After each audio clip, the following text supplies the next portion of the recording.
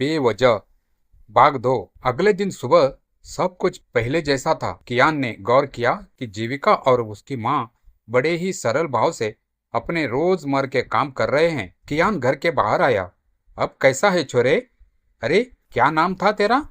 हाँ कियान, भूल जाऊं मैं। अब कैसा लग रहा है? ठीक हूँ अब। कियान ने जीविका की ओर देखा। जीविका चूल्हे के सामने बैठी खाना पका रही थी और कियान की नजरें ठहरे हुए पानी की तरह जीविका पर ठहर गई। क्या सोचे है कियान कल के बारे में? कियान की बात पूरी हो इससे पहले ही जीविका की माँ ने उसे बीच में ही टोकते हुए कहा, कल पुराना हो गया छोरे, और न जाने यह ऐसी कितनी ही औरतें हैं जिनके नसीब में हर बीते कल में एक आह छुपी होती है। हम यहाँ कल मैं नहीं जीते, हम अभी जिंदा है और बस आज मैं जीते हैं, कल शायद हो ना हो, किसे पता। जीविका की माँ की बातें कियान को कुछ ज्यादा समझ नहीं आ रही थी, मगर सच कहा उन्होंने। कब तक आप ऐसे जियोगे और कब तक इस मासूम को ऐसे जीने दोगे? यहाँ हर कोई मासूम औरत बस कुछ रईस मर्दों की गुलाम होवे है और कुछ नहीं। इस गुलामी से बचा भी तो जा सकता है। मजबूर होकर क्यों जिए जब आजादी हम हमारी मुट्ठी में लिए घूमते हैं। यह सुनकर जीविका की माँ जोरों से हंसने लगी और उन्होंने कहा, घना नादान है रे तू छोरे। कौन कहता है कि आजादी मुट्ठी में कैद होती है? यह औरतों के नसीब में सिर्फ गुलामी होती है। इस गुलामी की आदत डालकर खुद को गुलाम समझना गलत है। कल तक आपने गुलामी की, फिर आपकी छोरी। कब तक ये दौर ऐसे चलता रहेगा? उम्र में छोटा है पर बातें घनी बड़ी करता है तू। मगर छोरे, यहाँ बातों से पेट नहीं भरे जाते। माँ दाल बन गई है। जीविका कियान और उसकी माँ के चलते हुए संवाद को बीच में ही रोकते हुए बोली। हाँ चल, खाना परोसा दे। चल छोरे, हाथ मुंह धो के जल्दी से आजा खाना खाने के वास्ते। भोजन के कुछ देर बाद कियान, जीविका और जीविका की माँ घर के बाहर आंगन में बैठे थे। एक तरफ जमीन पर जीविका और उसकी माँ बैठे थे और ठीक उसके सामने कियान एक चारपाई पर बैठा था। शाम का वक्त था। मौसम भी बड़ा प्यारा था। आसमान में जैसे सूरज का रंग पिघल चुका था। सारा आसमान के केसरिया के रंग से उमट रहा था। हवा में कुछ हल्की सी नामी थी। हवा के झोंके के साथ कहीं से रेत उड़ रही थी। तभी एक तरफ से कियान को एक मधुर संगीत सुनाई पड़ा। संगीत को सुनते ही कियान को कुछ अलग सा सुकून मिला। हवा के हल्के दबे आवाज के बीच सारंगी की मधुर धुन मौसम में मानो हल्का सा नशा घोल रही थी। जीविका भी उस सारंगी के सुर में मोहित हो गई और अपने शब्दों को आजादी देते हुए उसने संगीत के साथ सुर मिलाते हुए कहा, बाबा तेरी चिड़ैया में मैं तो ना जाऊं परदेश रे, बाबा तेरी चिड़ैया में मैं तो ना जाऊं परदेश रे, तेरा हाथ छोड़कर ना थामूं मैं दूजा हाथ रे। बाबा वो बाबा काहे भेजे मुझे दूर तू, मैं चिड़ैया तेरे आंगन की, न बना मुझे तुलसी किसी के आंगन की, मैं तेरी बिटिया तेरे आंगन की चिड़ैया, बाबा तेरी चिड़ैया मैं तो ना जाऊं परदेश रे। जीविका के मुख से ये हट बोले सुर में मधुर शब्द सुनकर माँ की आंखें भर आई। कियान ने कहा, चुप क्यों हो गई गाओ? माँ ने जीविका का हाथ थामा और कहा, ना जान मुझको पराया मैं धन हूँ तेरे लाज का, ना जान मुझको बोझ तू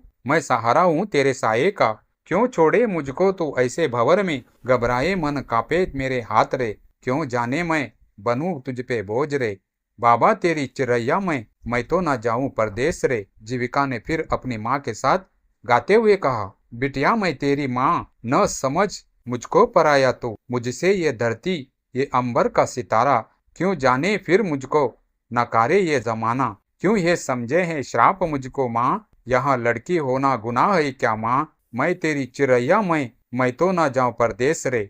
माँ कहलाऊं कभी कभी भैया की राखी, बिटिया मैं लाडली तो कभी बहू रानी, फिर भी क्यों समझे बोझ है बिटिया, बाबा तेरे चिड़ैया मैं तो ना जाऊं परदेश रे। ना मार मुझको ताना लागे है मुझको चोट, क्यों देखे ये जमाना जैसे मैं कोई चोर, है घर इतनी ही लाज बेटी है जो बजदात, तो क्यों मैं फिर जन्मूं, क्यों मैं ना ये समझूं ये जग है पराया, यहाँ कोई ना सहारा। जीविका की आंखों से आंसू थमने का नाम नहीं ले रहे थे। सीने में इतना दर्द था कि जीविका की जबान लड़खड़ाने लगी और वो गाते हुए बस रुक गई। कियान के कानों में ये शब्द गूंजने लगे, उसके दिल में कहीं ये बोल घर कर गए। जीविका के इन्हीं शब्दों में उसे कहीं उसके सवालों का जवाब दिखने लगा, जिस वजह को ढूंढते हुए वो अपनों से दूर इस हाल में बेवजह ठोकरें खा रहा था।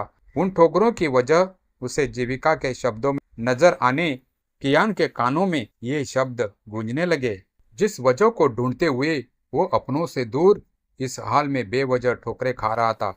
उन ठोकरों की वजह उसे जीविका के शब्दों में नजर आने लगी। दिन ऐसे ही बीत रहे थे।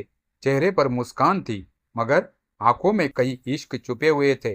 जीविका की माँ को मन ही मन यह पता था कि एक ना एक दिन ठाकुर उसकी चौखट पर आएगा, मगर फिर भी जीविका की माँ घुटन में जी रही थी। इन्हीं दिनों में कियान जीविका के करीब आ रहा था। मन ही मन वो जीविका को चाहने लगा था, मगर जीविका की गहरी खामोशी अक्सर कियान के शब्दों को जुबान में ही कैद कर लेती थी। जीविका की माँ को जिस दिन का डर था वो दिन आ गया।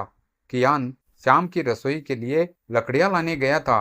जीविका रसोई के लिए बाजार सब्जी तरकारी लाने गई थी। घर में माँ अकेली थी। घर के अंदर दीवार पर कृष्ण भगवान का फोटो टंगा हुआ था। जीविका की माँ ने भगवान के सामने शीश झुकाया और जैसे ही हाथ जोड़े, दरवाजे पर एक दस्तक हुई। दस्तक सुनकर जैसे ही जीविका की माँ दरवाजे पर आई, सामने देखते ही उसके होश उड़ गए।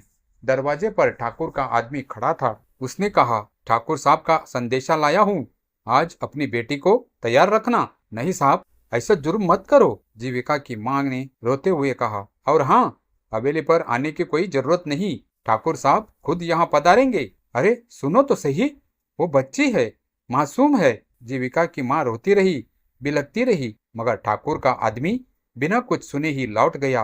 रोते रोते जीविका की माँ ने अपनी आंखों से आंसू पोंछे और घर के अंदर चली गई। घर के अंदर एक पुराना संदूक था। मौके का फायदा उठाते हुए जीविका की माँ ने संदूक खोला। संदूक के अंदर कुछ कपड़े थे। उन कपड़ों के बीच एक तस्वीर थी। माँ ने वो तस्वीर अपने हाथों से बाहर निकाली और तस्वीर को देखते ही रो पड़ी। ये तस्वीर जीविका के बाबा की तस्वीर थी। दबी आवाज में माँ ने कहा, आपकी अमानत, आपकी लक्ष्मी को अब कैसे संभालूं? जीविका के बापू, आप ही कुछ बोलो, अब मैं क्या करूं? मारी छोरी ने कैसे बचाऊं, कैसे बचाऊं, कैसे बचाऊं? आंखों से बहते इश्क दिल की तकलीफ को साफ बयां कर रहे थे। तभी जीविका घर लौटी। अपनी माँ को ऐसी हालत में देख वो माँ से पूछ रही थी। तभी कियान भी लौट आया। जीविका और माँ को ऐसे हालत में देख वो माँ के करीब आया।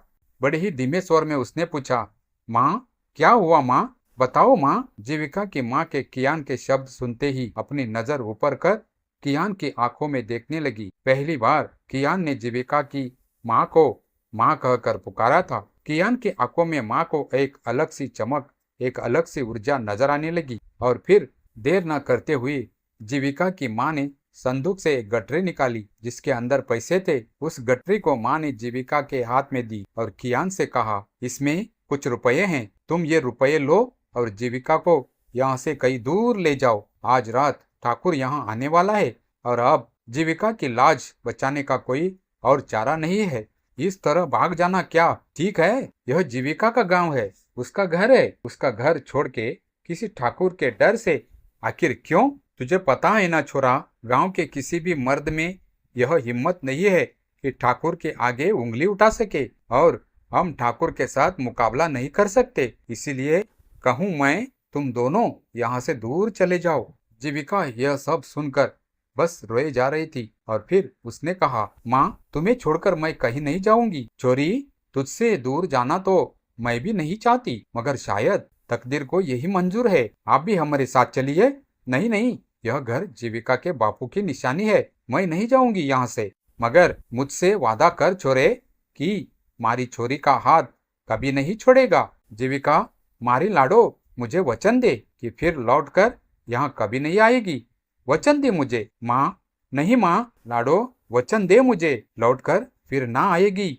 जीविका ने माँ को वचन दिया और माँ ने जीविका का हाथ कियान के हाथों में दिया और कहा, छोरे मुझे वचन दे कि इसका हाथ कभी नहीं छोड़ेगा, कभी नहीं, वचन देता हूँ। दिन के उजाले में ठाकुर और उसके आदमियों से बच निकलना मुश्किल था, इसलिए कियान ने फैसला किया कि रात के अंधेरे में निकला जाए। अब कियान, जीविका और माँ रात होने की राह देख रहे थे। सूरज डूबते ही कियान और जीविका ने माँ से विदा लेकर छुपते छुपाते रेगिस्तान के रास्ते पर निकल पड़े और माँ जीविका के बापू की तस्वीर अपने सीने से लगाकर घर के एक कोने में बैठकर रोने लगी। आंखों से आंसू तस्वीर पर गिरकर बह रहे थे। जीविका की माँ तस्वीर को बड़े प्यार से देखने लगी और फिर अपने हाथों से उन पर पड़े आंसुओं को पोंछकर तस्वीर को उन्होंने साफ किया और फिर अपने गुजरे कल की याद में खो गई।